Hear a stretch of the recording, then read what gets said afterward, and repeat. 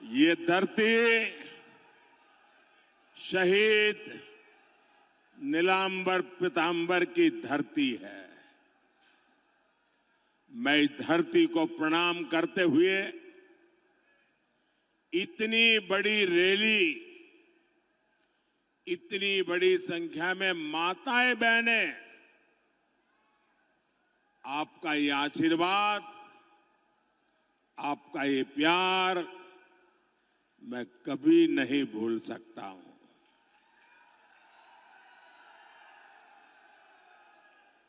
भाइयों और बहनों, आप सभी अपने एक वोट के महत्व को बहुत अच्छी तरह जानते हैं। 2014 में आपके एक वोट ने ऐसा काम किया कि पूरी दुनिया भारत के लोकतंत्र की ताकत को सलाम करने लग गई थी। आपने 2014 में अपने एक वोट से कांग्रेस की महाभ्रष्ट सरकार को हटा दिया था। आपके एक वोट ने बीजेपी एनडीए की सरकार बनाई और आपके इस एक वोट की ताकत का परिणाम क्या हुआ? आज भारत का पूरी दुनिया में डंका बज रहा है।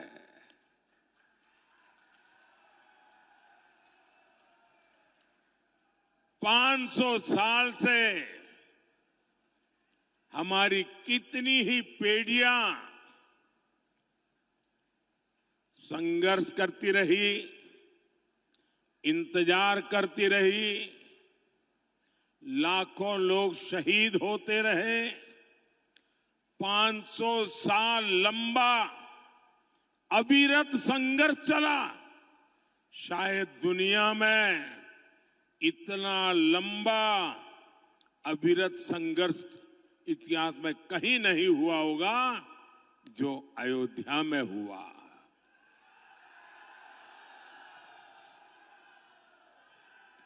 आपके वोट की ताकत देखिए, आपके वोट की ताकत देखिए।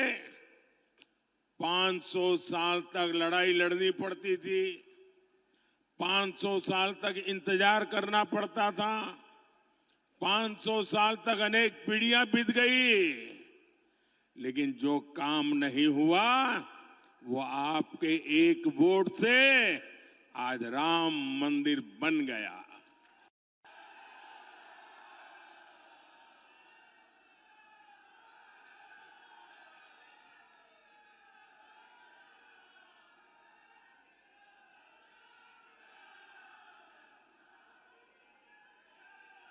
देश आजाद हुआ, जम्मू कश्मीर में आए दिन खतरे की घंटी बजती रहती थी। जम्मू कश्मीर का क्या होगा, चिंता रहती थी। बम धमाके, गोला बारूद कश्मीर से वही सुनाई देता था। आपके एक वोट की ताकत देखिए। आपने जम्मू कश्मीर देखा भी नहीं होगा, लेकिन आपके वोट की ताकत देखिए। जो 370 की दीवार थी, आपके इस वोट ने 370 की 370 की उस दीवार को जमीन दोस्त करके गमीन में गाड़ दिया।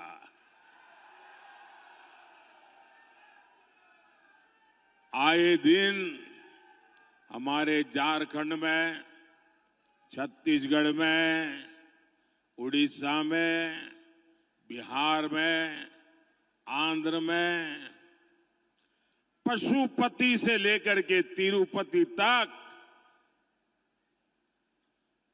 नक्सलवाद,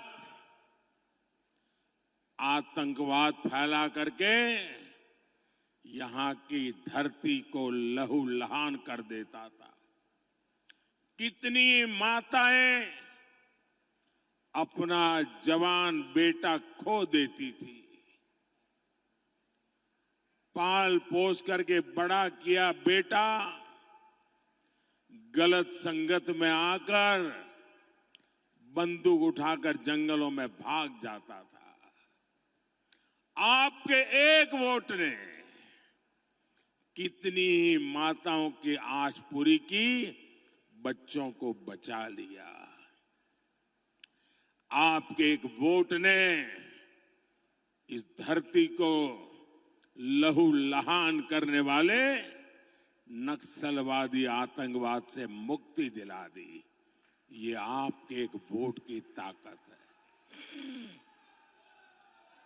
साथियों, याद करिए कांग्रेस के समय क्या हाल था। यहां बम फूटते थे, आतंकवादी गोलियां चलाते थे, निर्दोषों को मौत के घाट उतारते थे और दिल्ली की सरकार पाकिस्तान को लव लेटर भेजती थी। लव लेटर, अमन की आस लगाती थी, अमन की आस। पाकिस्तान जितने लेटर जाता थे उससे ज्यादा आतंकी भेजता था और बम गोले लेकर वो देश में खून की होली खेलते थे। और जब आपने एक वोट दिया ना, उस वोट ने मुझ में इतना दम भर दिया, इतना दम भर दिया, मैंने आते ही कह दिया इनफ इज इनफ, बहुत हो चुका है, अब ये खेल नहीं चलेगा। मां भारती का अपमान नहीं सहूंगा, निर्दोषों को नहीं मारने दूंगा। आज नया भारत डोजियर नहीं भी देता, ये नया भारत है घर में घुसकर मारता है।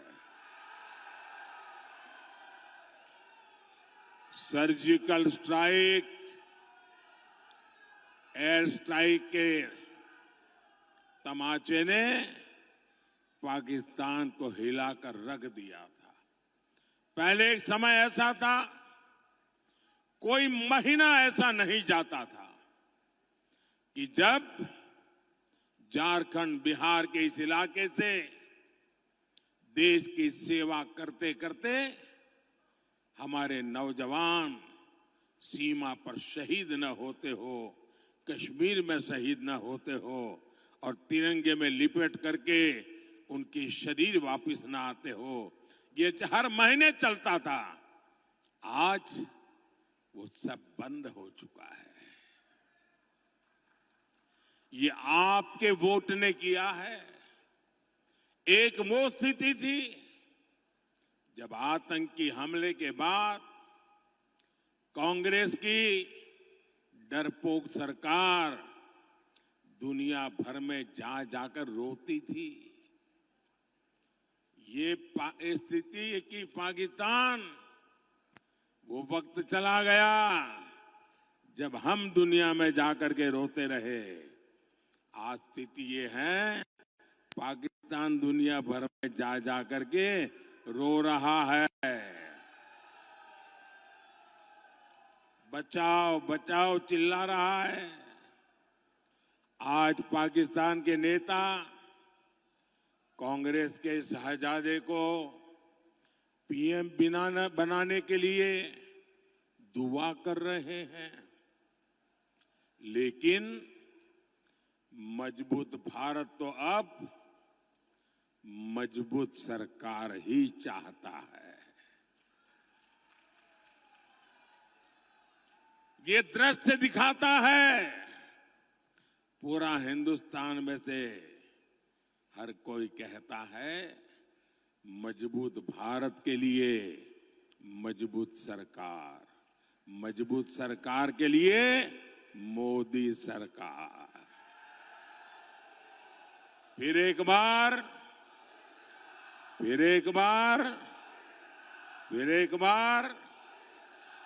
भाइयों और बहनों, मुझे सीएम और पीएम के रूप में देशवासियों की सेवा करते करते अब 25 साल हो जाएंगे। आपके आशीर्वाद से 25 साल हो गए। मोदी पर एक पैसे का घोटाले का आरोप नहीं लगा है।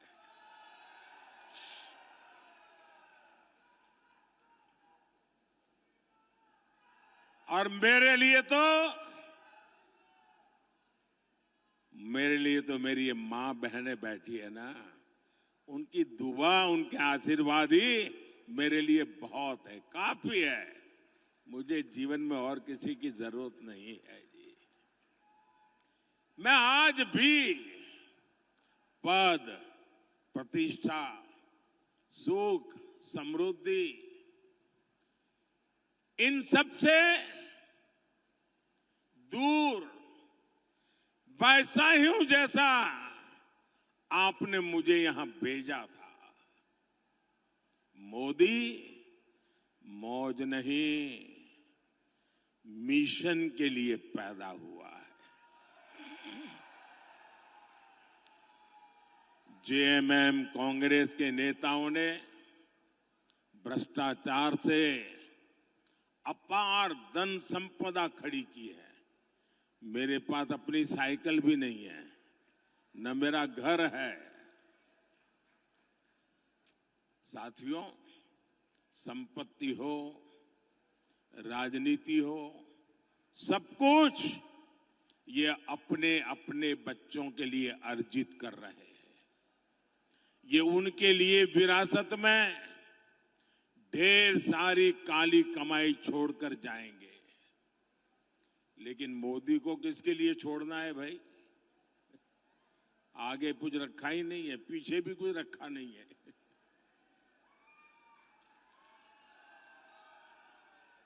मेरे वारिस तो आप सब ही है। आपके बच्चे, आपके नाती पोते, यही मेरे वारिस है। मेरी इच्छा है मैं विरासत में आपको, आपके बच्चों को विकसित भारत देकर के ही जाऊं,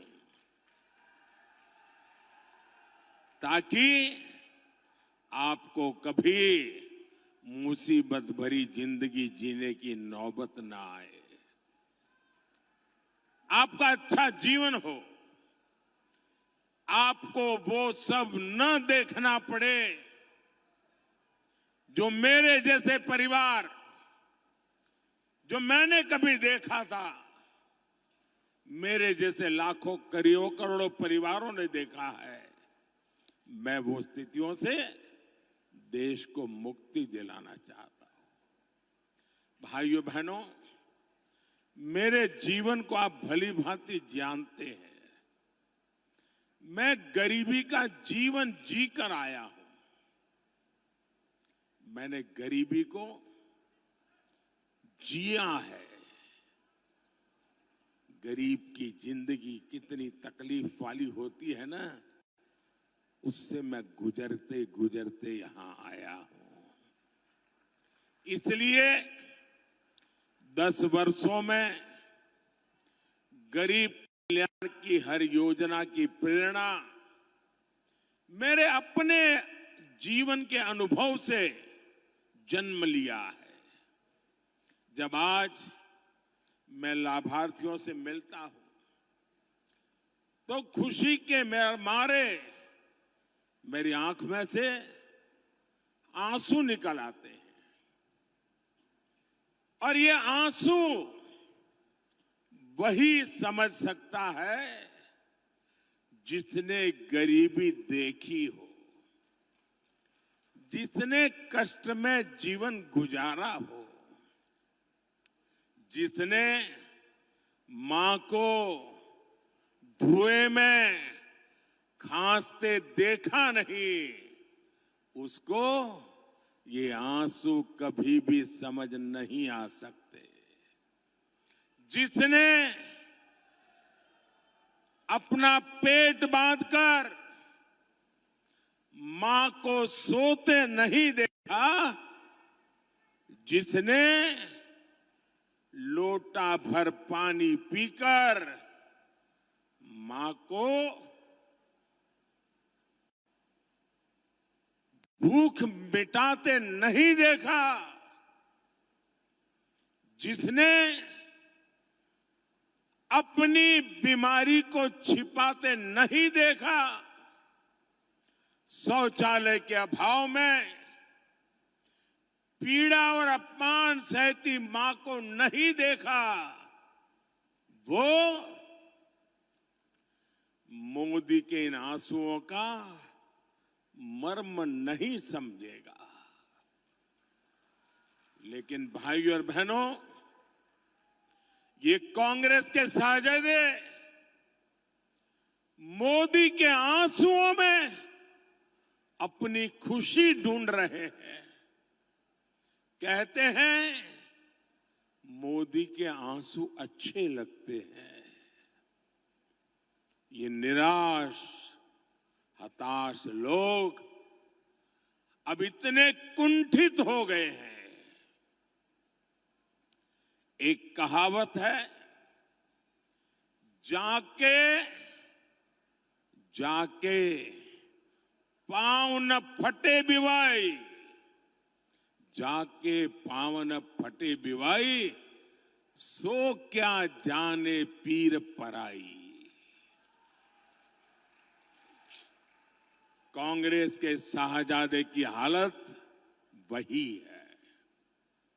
वो तो गर्व से कहते हैं कि उनके घर में कई प्रधानमंत्री थे, खुद चांदी के चम्मच से खाते रहे, गरीब की, दलित आदिवासी की झोपड़ी में फोटो खिंचवाते रहे, लेकिन गरीब के लिए कुछ नहीं किया।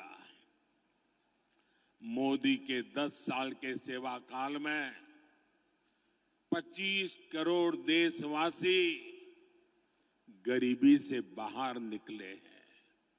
इसलिए वो आज भाजपा को आशीर्वाद दे रहे हैं। यही मेरे गरीब भाई बहन है, उन्हीं के आशीर्वाद, यही तो मेरी शक्ति है, यही तो मेरी पूंजी है।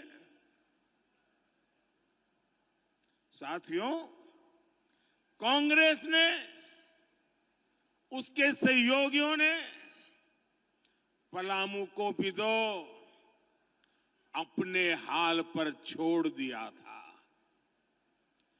दिल्ली में बैठे इनके नेताओं को नक्शा दिखाकर पूछ लीजिए कि पलामू कहां है, तो पता ही नहीं होगा।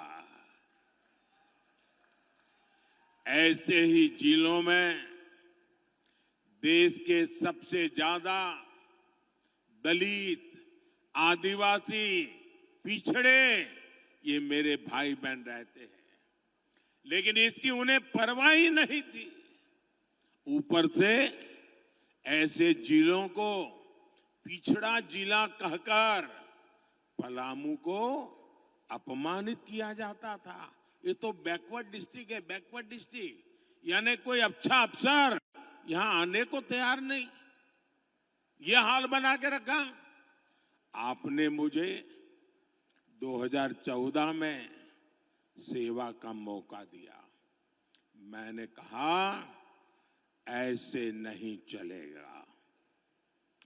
मैंने पिछड़ा सारी जो इन जिलों को उन्होंने बैकवर्ड करके बर्बाद करके रखा था ना, मैंने कहा ये आकांक्षी जिले हैं, यहाँ के लोगों के भी सपने हैं, यहाँ के लोगों की भी आकांक्षाएं हैं, मैं उससे मरने नहीं दूंगा, मैं उसमें नई जान भर दूंगा और मैं इन आकांक्षी जिलों को होनहार जिला बना करके रहूंगा।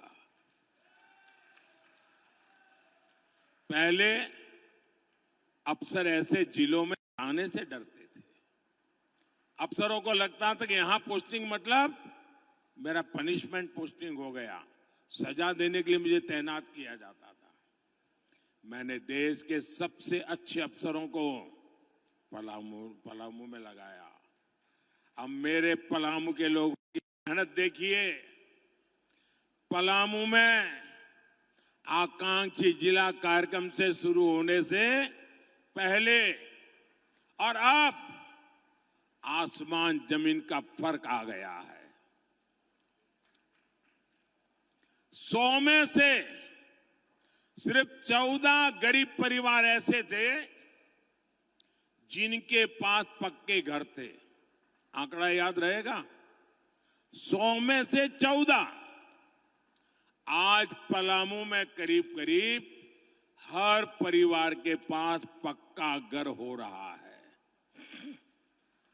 और मैं आपको भी कहता हूं, जब इस चुनाव अभियान में आप गांव-गांव जाएंगे ना, और गांव में कहीं भी कच्चा मकान दिखे, कोई परिवार को अजीब पक्का घर पहुंचा नहीं है, ऐसे एक दो लोग मिल सकते हैं, उनको नाम पता लेकर के मुझे भेज दीजिए।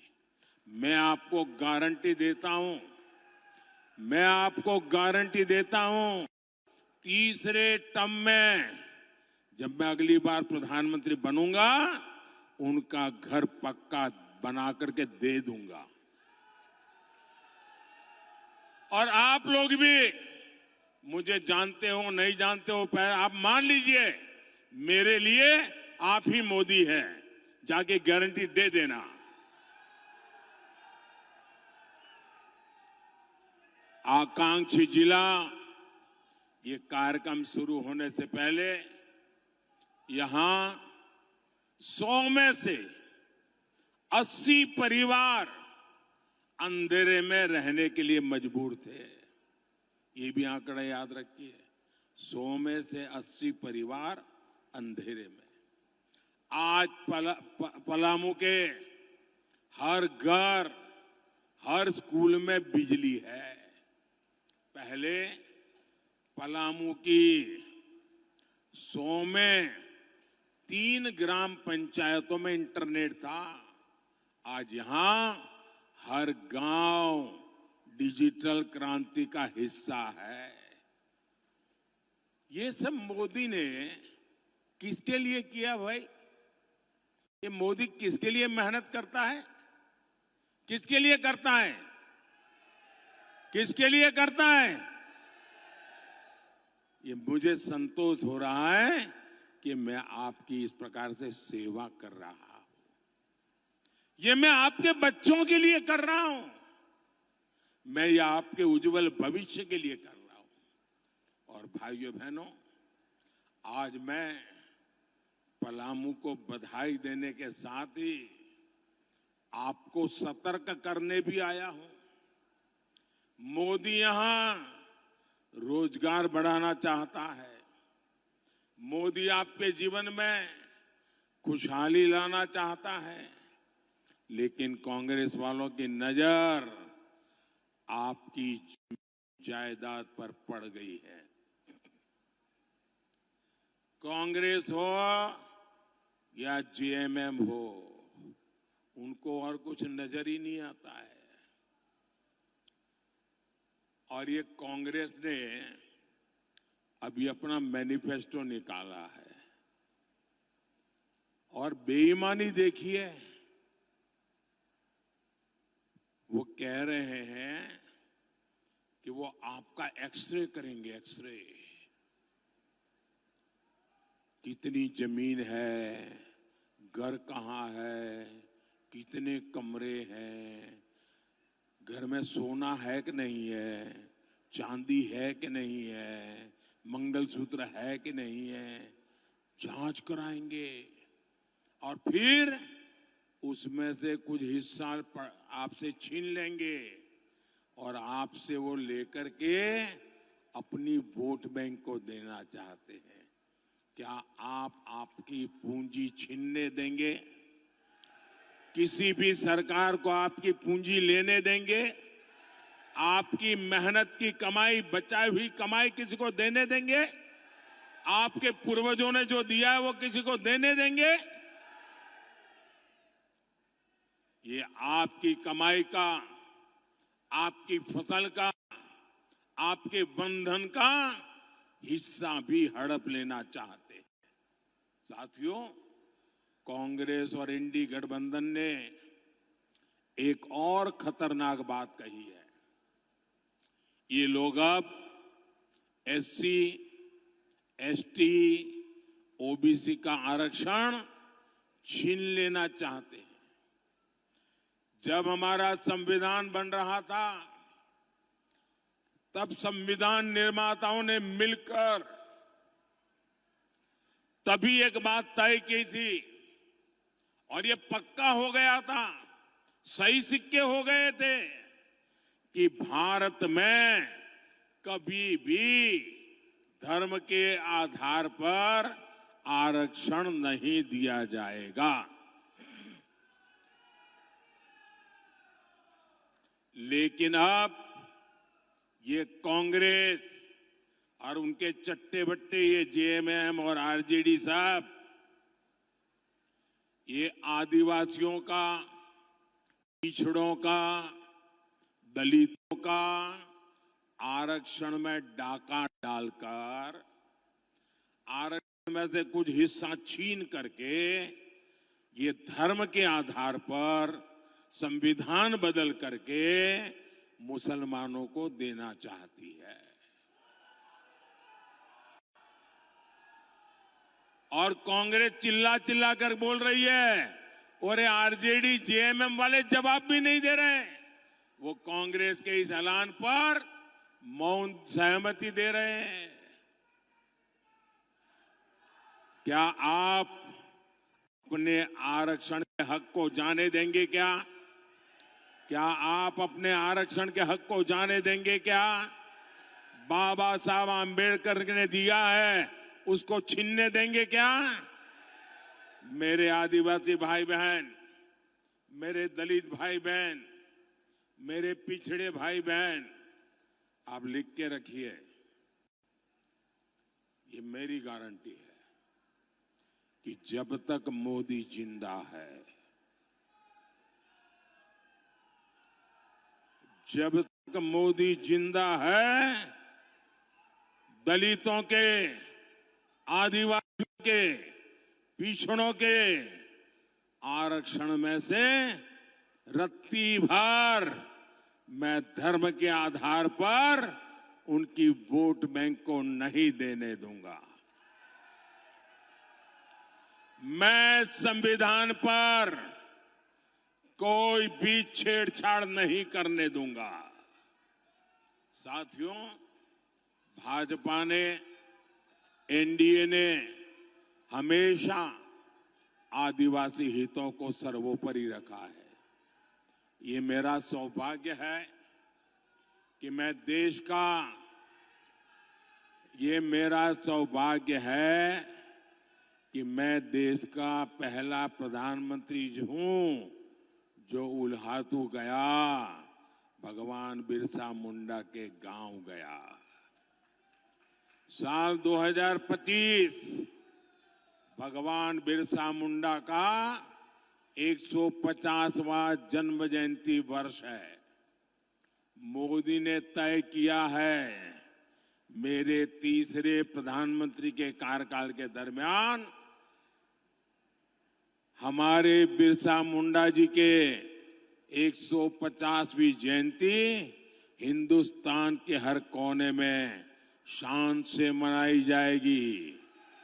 बिरसा मुंडा का जन्म, उस जन्म दिवस को जनजातीय गौरव दिवस मनाते हैं, 150 साल निमित्त जनजातीय गौरव वर्ष के रूप में मनाया जाएगा। भगवान बिरसा मुंडा की प्रेरणा से ही मैंने 24,000 करोड़ रुपए की पीएम जनधन योजना शुरू की।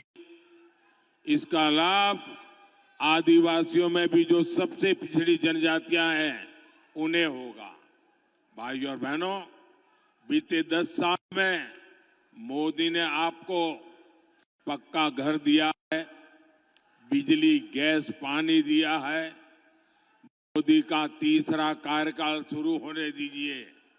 जिन जिन लोगों को अब तक मोदी की योजनाओं का लाभ नहीं मिल पाया है, उन्हें भी इसका लाभ मिलेगा और ये मोदी की गारंटी है। साथियों, एनडीए सबका साथ, सबका विकास के लिए प्रतिबद्ध है। यहां झारखंड में आजसू पार्टी और सुदेश महतो जी के साथ उनके मिलकर के आज एनडीए एक ताकत से लड़ाई लड़ रही है। आपको पलामू से हमारे विष्णु दयाल राम जी को ज्यादा से ज्यादा मतों से विजयी बनाना है। ये हमारे विष्णु दयाल जी इतने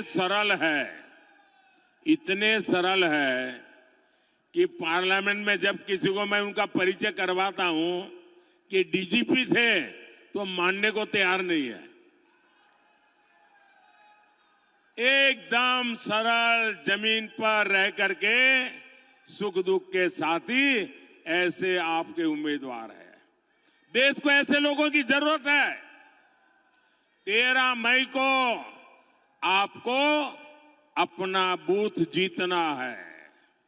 जीतेंगे? पोलिंग बूथ जीतेंगे? मुझे चुनाव तो जीतना है, पोलिंग बूथ भी जीतना है। आप घर घर जाएंगे? जरा दोनों हाथ ऊपर करके बताइए, घर घर जाएंगे? मतदाताओं को मिलेंगे? अच्छा, पोलिंग के दिन छोटी छोटी यात्राएं निकाल करके मतदान करवाइए। रामधुन करते करते जाइए, उत्सव का माहौल बनाइए और भारी संख्या में मतदान कराइए। कितनी ही गर्मी क्यों ना हो, पहले मतदान फिर जलपान। अच्छा, मेरा एक काम करेंगे,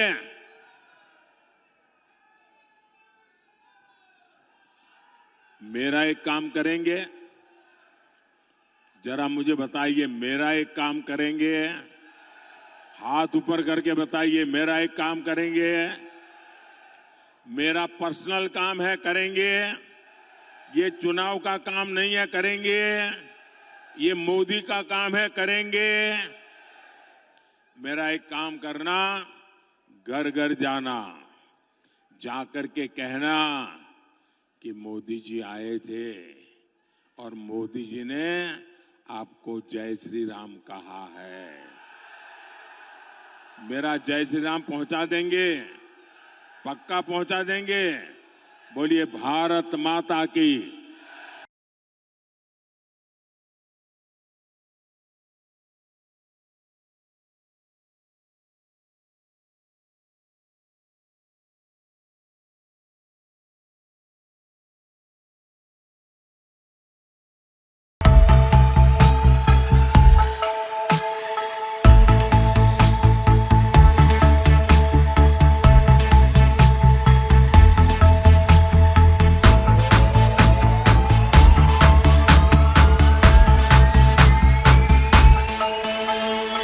बायोम मेडिकल प्रिपरेशन का एकमात्र संस्थान, जहां है complete digital classrooms, individual doubt counters, video lectures, student tracking system, library facility, 100% result oriented rankers batch, study package and class notes in PDF। Jharkhand के इतिहास में पहली बार नीट यूजी में 700 मार्क्स पार। 10th पास स्टूडेंट्स के लिए फाउंडेशन कोर्स और 11th पास student के लिए फ्रेशर कोर्स। 12th पास स्टूडेंट्स के लिए टारगेट कोर्स 18 अप्रैल से शुरू हो रहे हैं। Contact biome. followup.in, like, share and subscribe।